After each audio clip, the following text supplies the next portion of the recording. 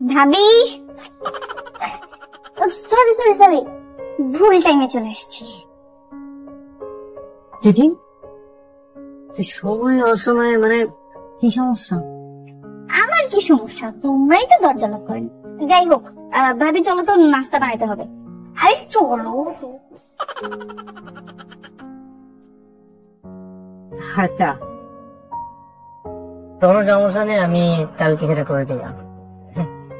আচ্ছা, পরে কথা দেখছি। এক কাপ চা, তুমি, আমি আর বৃষ্টি। সুন্দর না? বাহ, তুমি তো অনেক রোমান্টিক। একটু একটু তোমার কাছ থেকে শিখতেছি। কি ফ্যামিলিকে মিস করছো? ফ্যামিলিকে মিস করার উপায় আছে? তুমি আমাকে যে আদরে রাখো, তাহলে ফ্যামিলিকে মিস করবো কেন বলো?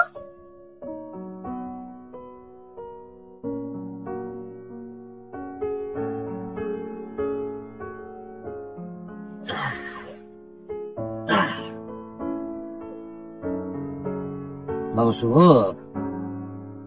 ওই যে তিথির জন্য যে ছেলেটার কথা বলছি, রেজওয়ান, ওর তো ভিসার মেয়াদ আর মাত্র মাসখানেক আছে। আচ্ছা, তাদের সমস্যা কোথায়? না, সমস্যাটা হলো যে ওরা চাচ্ছে ছেলে বিদেশে যাবার আগে তিথির সাথে বিয়ের ব্যাপারটা সেরে ফেলতে। হ্যাঁ, তোমার যেটা ভালো মনে হয় করো।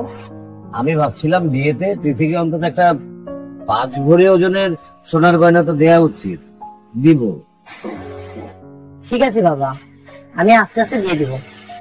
ছেলের ফ্যামিলি বলছিল ডেনমার্কে যেতে প্রায় 20 লাখ টাকা খরচ হবে। ওরা বলছিল 10 লাখ টাকা ওরা দেবে আর বাকি 10 লাখ টাকা আমরা দিয়ে দেব। কি, এটা কি ওরা বলেছে? হ্যাঁ। না না বাবা, তাহলে চিঠির জন্য আমরা অন্য পাত্র দেখছি, অন্য জায়গায় আমরা বিয়ে দিব। কি আশ্চর্য, এটা আবার কেমন কথা বলছিস? আমার পছন্দ হয়েছে, তিথি ছেলেটাকে খুব পছন্দ করে, আর সবচেয়ে বড় কথা হলো ওর ফ্যামিলি খুব ভালো।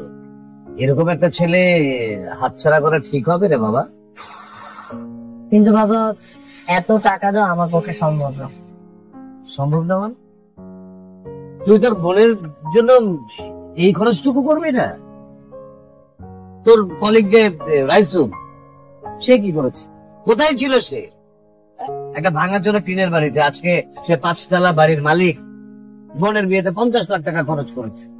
আর তুই একই অফিসে চাকরি করিস, একই পদে চাকরি করিস, ও খরচ করতে পারলে তুই পারবি না কেন?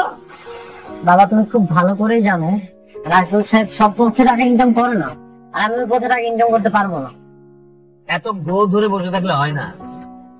সময়ের সাথে সাথে পরিবারের প্রয়োজনে নিজেকে পরিবর্তন করতে হয়। এই যে আজকে তিথির বিয়ে, আমাদের নিজেদের একটা বাড়ি, আমার চিকিৎসা খরচ, ওষুধ খরচ, এগুলো তোর এই সামান্য টাকার বেতনে হয়?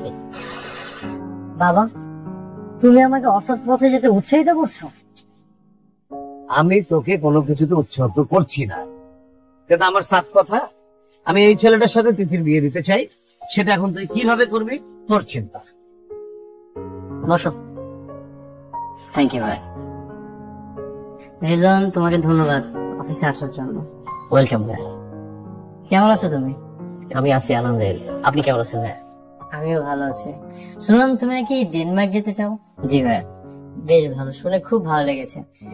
শ্বশুর বাড়ি থেকে আর্থিক সাপোর্ট নিয়ে তুমি দেশের বাইরে যেতে চাও, ব্যাপারটা কেমন না?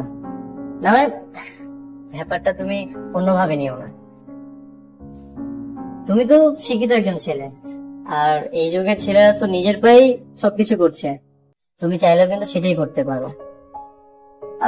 তুমি একটা কাজ করো না, বিদেশে না যেয়ে নিজ উদ্যোগে দেশে কিছু করো। বিদেশের চাইতে কিন্তু এখানে বেশ ভালো ইনকাম। জি ভাইয়া, বুঝতে পেরেছি। আচ্ছা, আমার এই কথাটা যদি তোমার পছন্দ না হয়, বড় হিসেবে তোমাকে আমি আরেকটা উপদেশ দিতে পারি। পড়াশোনাটা কমপ্লিট করে তুমি বিশেষ দাও, দেশের সেবা করো। জি, থ্যাঙ্কস ফর ইউর অ্যাডভাইস। ও হ্যাঁ, শ্বশুরবাড়ি থেকে আর্থিক সহযোগিতা নেওয়ার মধ্যে কোনো প্রয়োজন নেই। আমি তো রাশি আছি।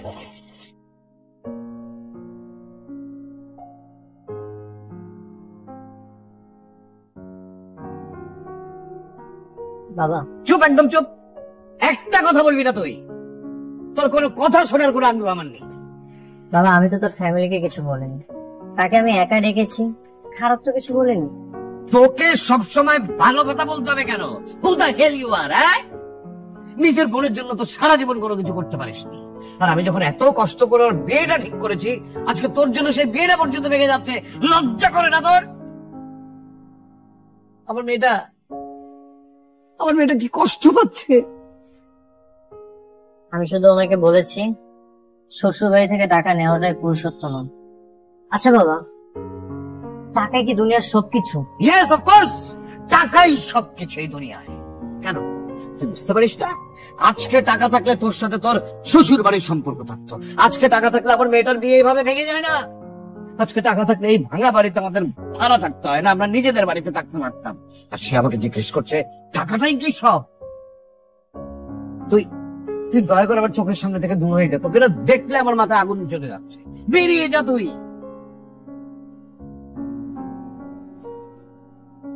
হ্যালো, আপনি বলেছিলেন না আপনার ফাইলে অনুমোদন লাগবে? আপনি এখন আমার অফিসে চলে আসুন, সাথে চেকটাও নিয়ে আসবেন। হ্যালো, আপনার খালপাড়ের জমিটা লাগবে? আমি সবকিছু আপনার নামে ট্রান্সফার করে দিচ্ছি, আপনি এখন আমার অফিসে আসুন।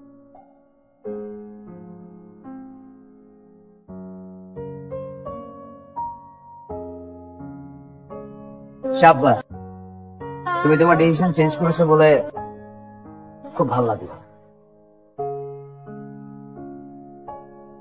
আমি বুঝতে পারছি তোমার খুব খারাপ লাগছে, কিন্তু আস্তে আস্তে সবকিছু করতে করতে তোমার সয়ে যাবে। একটা কথা বলি শোনো, ল্যাম্পপোস্টের নিচে বসে যারা বিসিএস পড়াশোনা করেছিল তাদেরকে কখনো দেখেছো সেই ল্যাম্পপোস্টের নিচে আবার যেতে? সবাই কিন্তু সবার অবস্থান পরিবর্তন করেছে। তুমি খেয়াল করে দেখো, আশেপাশে সবার কিন্তু গুলশান, বনানী, ধানমন্ডিতে ফ্ল্যাট আছে, কিন্তু তোমার কিছুই নেই। ইনফ্যাক্ট তুমি চাইলে তোমার সবকিছু হতে পারে, দুবাইতে তোমার জায়গাও থাকতে পারে নিজস্ব, আর গুলশান, বনানী, ধানমন্ডি এগুলো তো কোনো ব্যাপারই না। কিন্তু আমাদের দেশের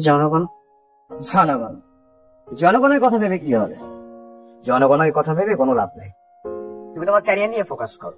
তুমি তো এমন না যে ওদের মুখের খাবার কেড়ে নিচ্ছ, আর আমি তো আছি। তুমি আমার কাজটা করো, আমি তোমার কাজটা করে দেব। দিল বাবা, বাবা বলো। আপনার ছেলেই টাকাগুলো দিল, বললো যাতে আপনার হাতে তুলে দিই।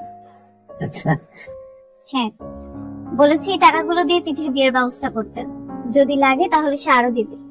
শুভ কোথায়? কোথায় আছে আমি জানি না বাবা, কারণ ও তো বাসায় আসে না। কোথায় থাকে, কেমন আছে কিছুই বলে না। আজকে সকালে আমার কাছে এই টাকাগুলো দিয়ে বললো যাতে আপনার হাতে তুলে দিই। বাবা, আপনার ছেলে ভালো নেই। যে মানুষটার ছোটবেলা থেকে একটাই উদ্দেশ্য ছিল সৎ আর আদর্শবান একটা মানুষ হওয়া, আজ সেই মানুষটা পরিবারের জন্য, তার পরিবারের চাহিদা মেটানোর জন্য অসৎ পথে গেল। বাবা, আপনার জন্য, হ্যাঁ আপনার জন্য আপনার ছেলে আজকে অসৎ পথে গেল। বাবা, যার সততা দেখে আমি মুগ্ধ হয়ে আমার বিলাসী জীবনটা ছেড়ে তার কাছে আসলাম, আজ সেই মানুষটাই অসৎ পথে চলে গেল। আমার সত্যি কিছু বলার নেই। আপনার ছেলে, আপনি অবশ্যই ভালোটা বুঝবেন। টাকাগুলো আপনার প্রয়োজন ছিল, নিন বাবা, ধরুন টাকাগুলো রাখেন। আমি এখানে রেখে গেলাম।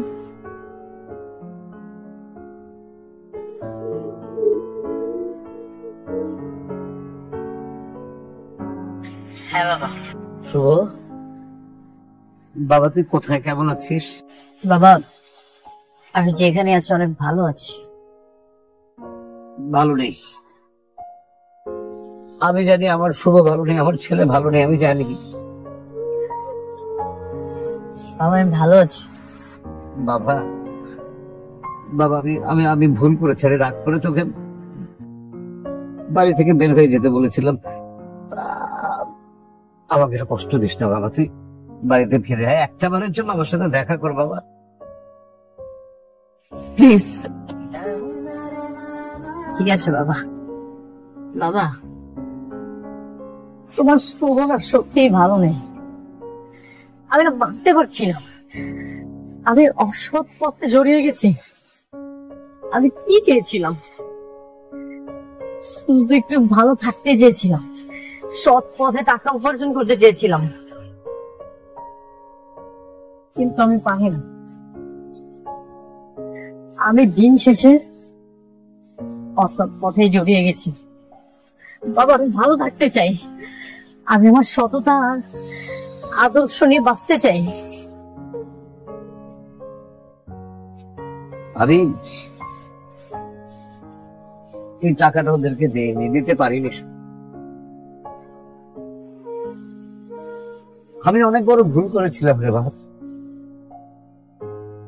নিজেদের ব্যক্তিগত সুখ সুবিধার জন্য আমি তোকে অসৎ পথে পা বাড়াতে বলেছি। আমি অনেক অন্যায় করেছি। তুই এই টাকাটা যাদের কাছ থেকে নিয়েছি শুধু ফেরত দিয়ে। আমি আমার শুভকে হারাতে চাই না, আমি আমার আগের শুভকেই ফেরত চাই, যে শুভ আমার বেঁচে থাকার প্রেরণা, আমার গর্ব। আমি অনেক বড় ভুল করেছি বা আজকে তোর সততার কাছে আমি হেরে গিয়েছি। আজকে প্রথম আমার মনে হচ্ছে যে আমি হেরে গিয়েও জিতে গিয়েছি। তুই আমাকে ক্ষমা করে দে বাবা।